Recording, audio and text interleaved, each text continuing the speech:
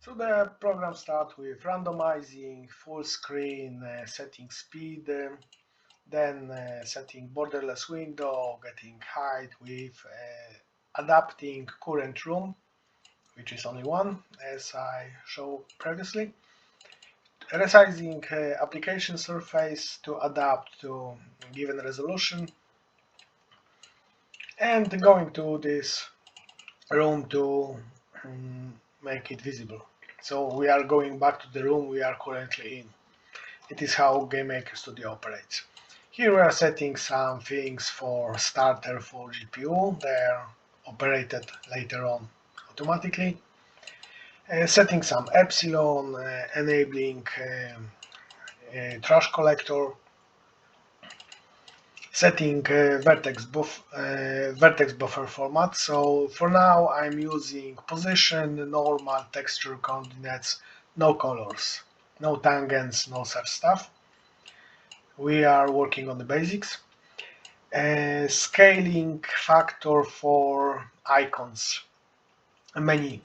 So base is 64, and if we resize the surface, main application surface, so we have different screen ratio, they gonna be kept in proper proportions to the screen. Resolution collision is magic number of 5, where around 17 is 1 meter. Let's say it's pixels, but it is just how GameMaker Studio is operating in 3D. So pixels are good explanation what it is. Let's say 5 units of whatever. This is FPS counter, preparing input structs. So this is here. This one is wait a second. This one is for displaying mostly right-click information from mouse. This one is to arrange menus we are seeing in the program. This operates similarly. It's drawing backgrounds, mostly giving values for drawing backgrounds. Here 3D cams, also extracts, creating surface, creating array of things to draw. Some of them are static, so there is no reason to catch them every time we want to redraw the camera view.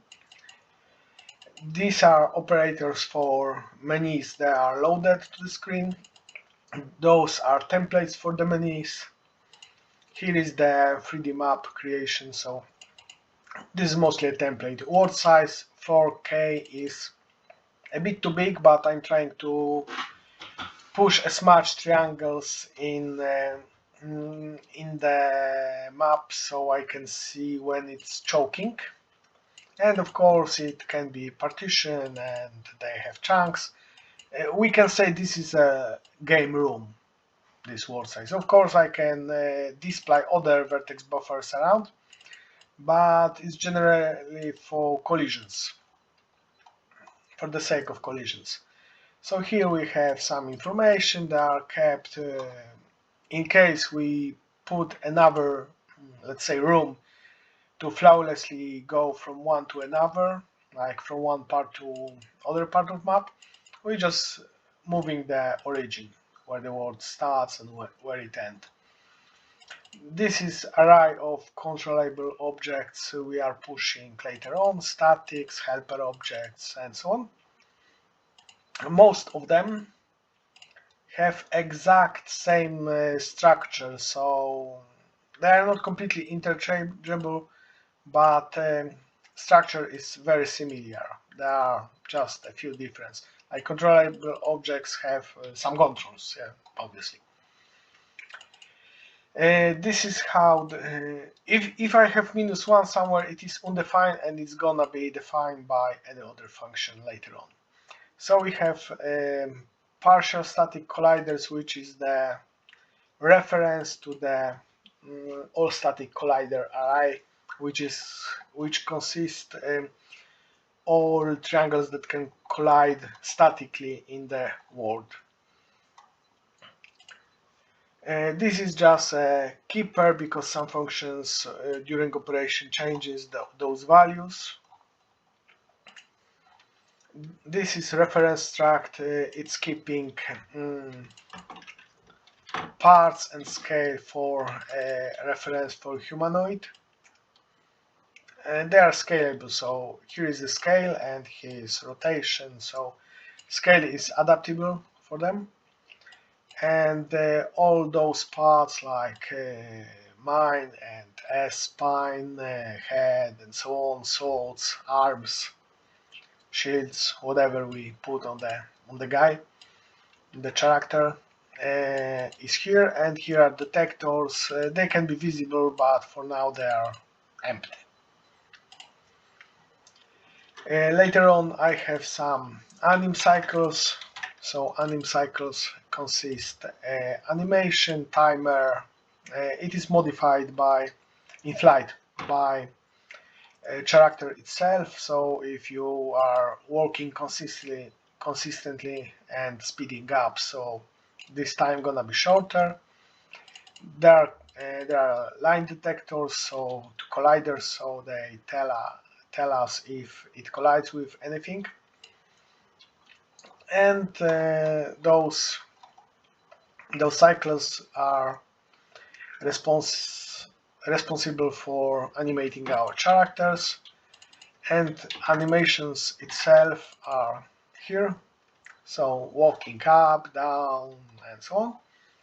By detectors we can discriminate if we are going up or down, and use different kind of animation with different speeds,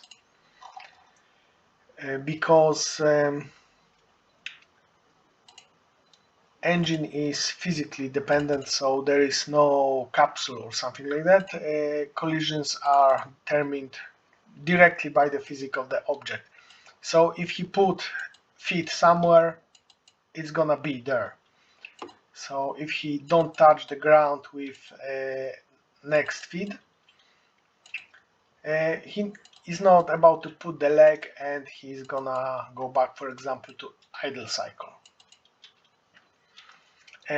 Those cycles are split because animation packs have limited size because how memory is managed in GameMaker Studio. They are quite big, like big. They are made automatically, obviously. So when I export animation from game, if I put one or two more here in this struct, it's gonna be unreadable during the process. So I split it in more structs, and it works that way. Here are the detectors lines. So if I add any detector, there is from where to where it operates.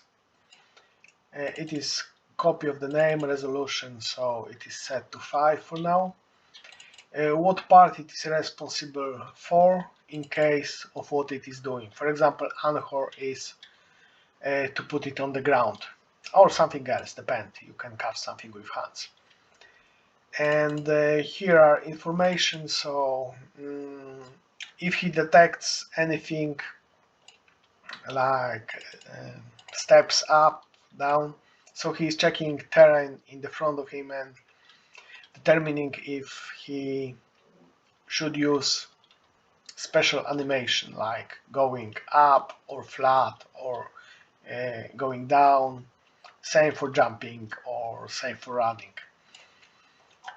And some pushbacks.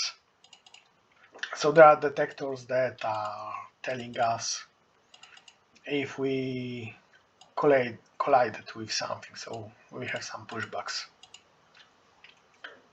This one is quite important in case of animation is going too fast. It's hanging for last sequence and checking if we didn't fly through some walls.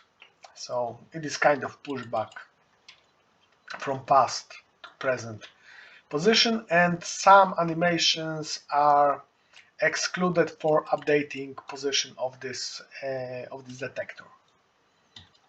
So it is like line keeping us in connection with last safe position.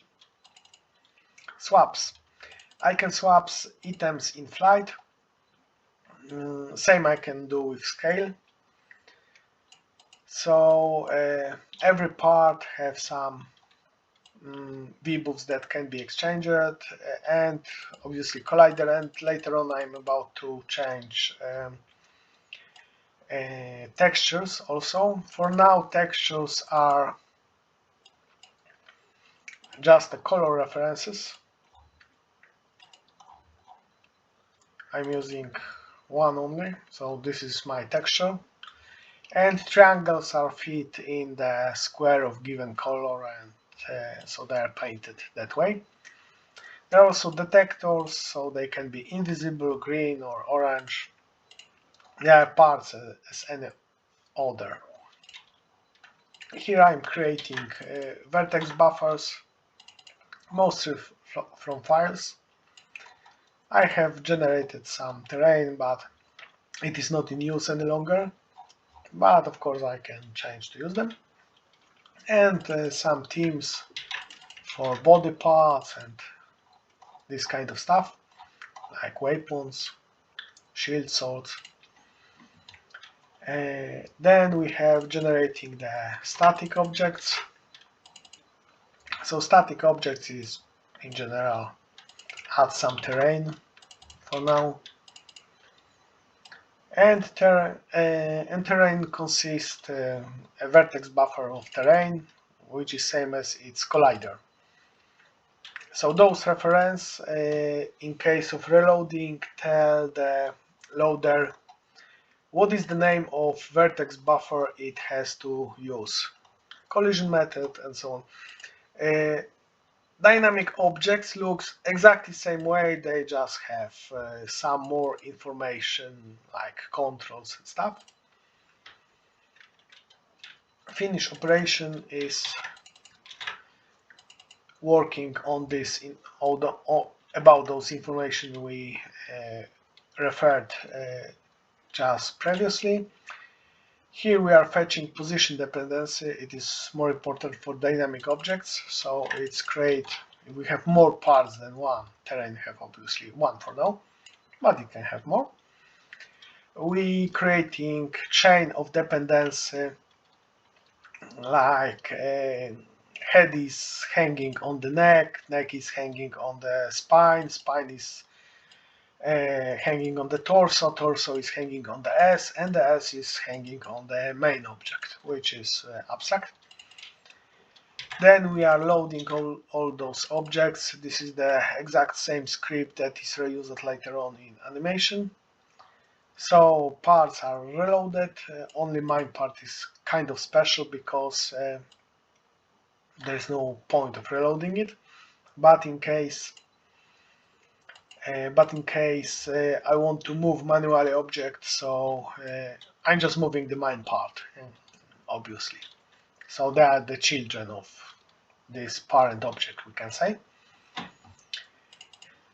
Then some objects have respawn points. So in case I fall out of the map with the character, it's respawning somewhere and add some randomize, just in case it's flying through the map again and again. Here we are moving and rotating parts to its position, so common matrix operation. And the same operation for detectors and cameras, because this part of the script is operating only by the names stated in animation. Not all the parts are stated in animation.